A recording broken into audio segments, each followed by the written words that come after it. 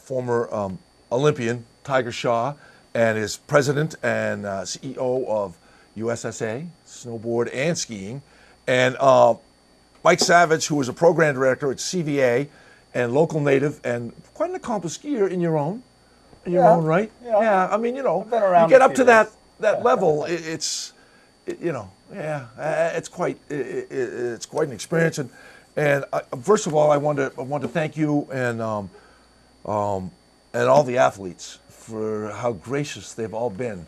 All I get was when I walk around the mountain is how gracious your athletes have been, and to the public and talking to the kids and being that just. I don't know if that feedback gets back to them, but if you get a chance, tell them that they've done just a wonderful job with that. Well, I will. Yeah. They love being here. Right. And the ones that are from the West that haven't spent much time in the East are some impressed by Sugarloaf. Well, that's great to hear, because we're proud of our mountain. And Mike, your athletes, I mean, here they are, CVA, competing with the best that the U.S. has to offer. Yeah. It's amazing. It's exciting. And I remember listening last night when you were giving your little talk after the parade about the progression. Mm-hmm. I mean, how's that sound? You don't start at 19 years old and say, "Listen, I'd like to be a world-class skier." It doesn't happen. It goes what? What age do you start them at to get to progression? 2, 3, Really? 4, 5 years of age. I mean, the families come up. They all enjoy skiing. They enjoy being outside. The programs at Sugarloaf start very young. You can get with the ski school starting at the ages of 3, 4, and 5 with the mini cuffers, and then move up through 8, 9, 10, and on with the bubble cuffers. And at some point in time, there's an opportunity to possibly chase the dream of ski racing. Sure. And the weekend program starts at U8s, second year U8s, which are your 7-year-olds, and then we go through U21s. And in that process, you have the opportunity to develop your skills, fundamentals, hone in, and maybe chase the U.S. ski team, or just at first it starts, I think, just the fun of going fast. Right. Well, you do that. You teach them well at CVA. You've had some great athletes come out of that school. Unbelievable. Yeah. I mean, world class, best in the world. And the mountain helps. Well, the it mountain does. helps. Sure. Sugarloaf certainly helps the process. We're very, very fortunate to have such a substantial and large and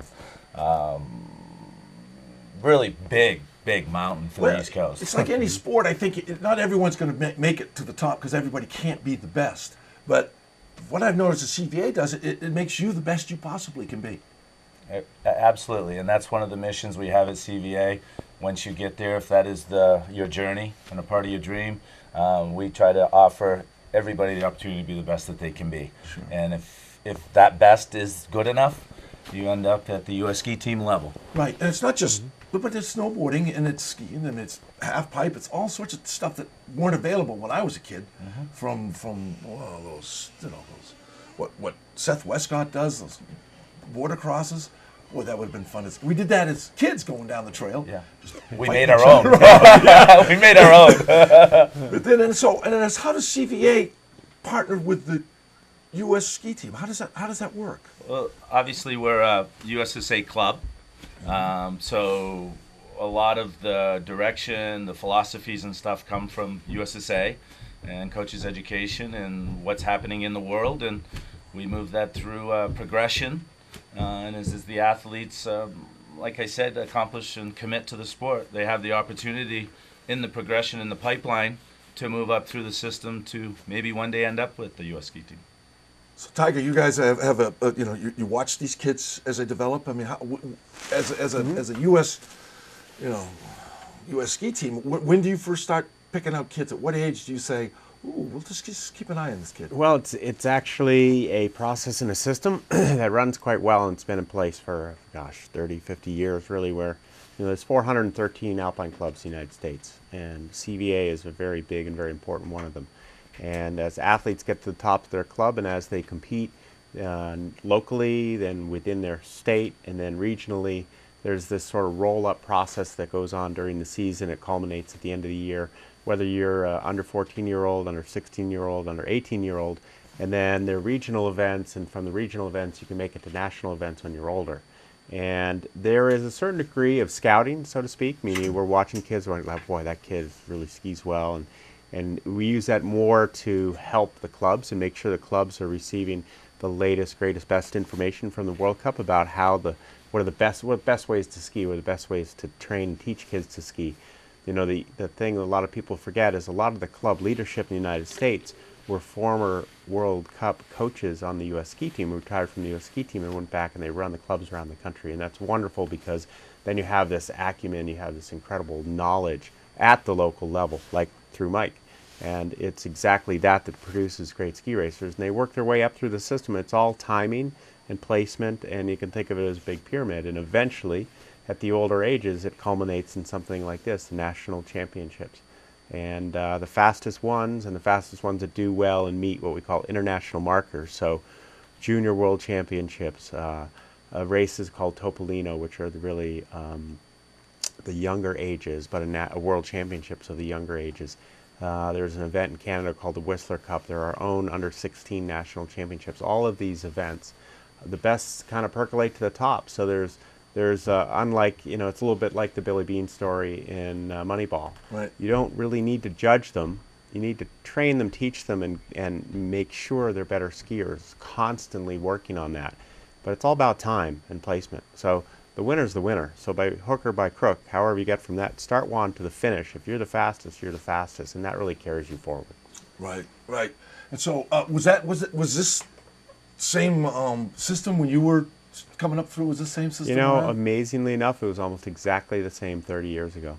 Right. Yeah, it's proven, it works. It's quite simple, and it's all based on merit. You ski fast, you move up. You ski fast and win a championship, you get to the next championship, on and on and on. So, but the best part too is that there's a level for everyone. So if you don't make it to the state championships as a under 12-year-old, there's another set of races that you can go to. So there's all these different levels within. So everybody's got their own goals and their own levels, and they get to pursue their passion. And it's not like you get cut off and then your season's over. There's always more races to go to and more training to do at your home club. And it's just a wonderful system because there's something for everybody in it. Sure, I bet. Now, like when little kids get in, and it's not when they start at mini cuppers, and what are they, 4, 3, 4, 5, Yeah. something like that. Unbelievable. Golly. How do you keep them focused on the snow? Because 3 and 4 year olds, if I get them on my vessel or something, they're the attention span of a moth. They're off, do bink, bink, bink. And how do you keep them focused and enjoying the sport as you progress through? Well, and that's the key, is enjoying the sport, keeping it fun. Right. The sport is started by passion. The families the families come to the hill to have fun.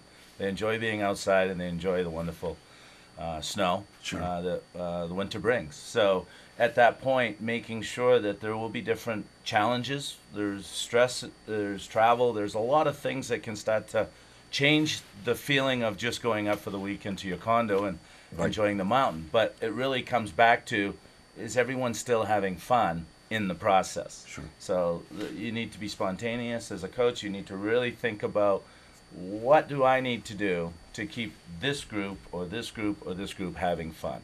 And obviously the challenge increases as you get older, because they base everything off in a result in most cases. Sure. And a bad day is just that, a bad day, but the next day can be the good day. Right. So that's the challenge of a coach. That's the challenge of all programs, is really making sure that you nurture through the process, educate through the process, and continue with the goals, because it's goal-oriented. Right. I mean, you just don't go out there and think about nothing and become the best. Sure. It's a process. Now, so a lot of your kids at CVA, were they bubble mini covers and bubble covers? Did they come up through? Many, Yeah. yes. And many of the kids at CVA are weekend program kids. So the progression is automatic. And then when you end up at CVA, that's now you're in the education and academic opportunity for colleges. But we support at the highest standard an opportunity for athletic success, which ideally is the U.S. ski team in Alpine. Sure. Well, it's great. I mean, I watched the parade and all those kids coming in the first part. That was absolutely brilliant to bring those kids in. There was so much energy there.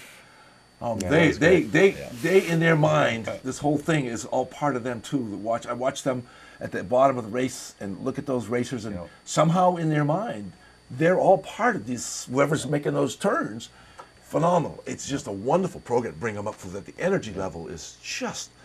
And it didn't stop. No. It didn't stop till after we shoot them off the hill after the fireworks. The energy was It's still really there. an exciting opportunity too, is they get to interact with our best. Yeah. They're that close to them. Right. And the athletes definitely take them under their arm and sign and everything, and that's nice because usually you're taking photos from away. Sure. We're so proud, Tiger, to have an event of this quality here at Sugarloaf, you know, because we see, as I said, we're off camera, we see all the stuff out west and what's happening, but these athletes to come, but it just doesn't happen by saying, hey, well, there's a lot of people that have to come together to throw this race on. A lot of volunteers, that type of thing. It is. It takes an entire village. I mean, the number of people up there that have been helping prepare the trail, people that are volunteers on the hill, making the race happen, all the officials, start at the finish, gatekeepers all the way down, course workers. I mean, it's just, and it goes on for many, many, many days. And it's going all the way into next week, as you know.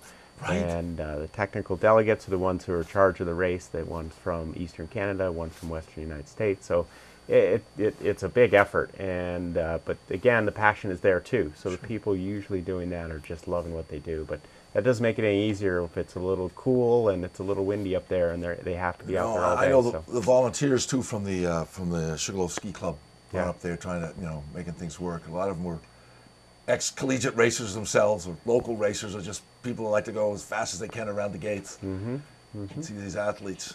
It's terrific. And next week we have, what is it, the U16s? What's that mean? Yeah, the U16 Nationals from all the regions come together at Sugarloaf. So it's the future. Those are the date of births, 2001, 2000s, and 1999s.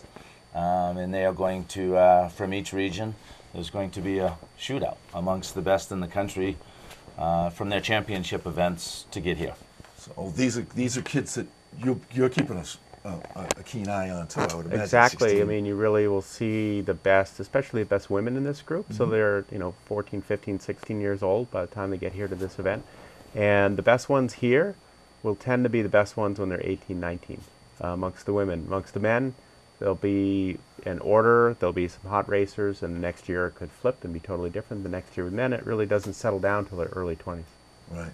Wow. Well, what are the, I got to ask you, because I've always loved the trail, but what do the athletes think of the narrow gauge when they come?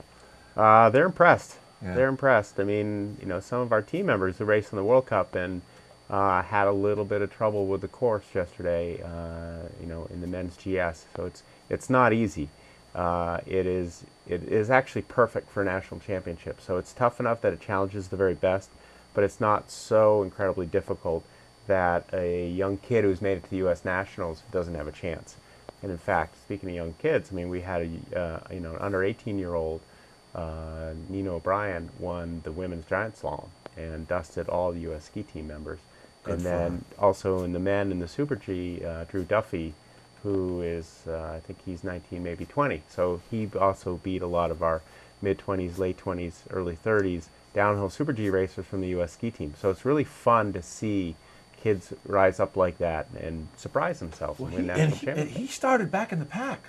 That's did. unusual. Not, Yeah. it happens, but it's unusual to become, Yeah. 30th? Yes, To he win started it? 30th, yes. Yeah. Isn't that great? So Yeah. people were celebrating in the finish, and then And that's the best when that happens. oh, it is. Oh, it The is. day was over, and no, it wasn't. We love the underdogs, don't we? We just Yeah. love the underdogs, and it's ski racing. You never know. You really never know. Well, I tell you, we appreciate you coming in and talking about this. And Our pleasure. And Our pleasure. how do people, the mom and dad and stuff, and support your efforts at what you're doing? How does that work? We have thousands of people around the country that support us. As you know, we're a big nonprofit, and we don't get government support, unlike all the other countries around the world. And just go to USSA.org, read all about it, and it explains the programs and the ways in which you can support us. And most important thing is support your local kid. Sure. And somebody who's an up-and-comer, because it's not an inexpensive sport, and they almost all need help in terms of their expenses. They move up towards the U.S. team. So start local, and then if you've got the ability to help us too, that's great. Great. Thank you so much. It's an Thank you, honor. Kit. Thanks. Thank you, We'll Kit. see you on the hill. We'll be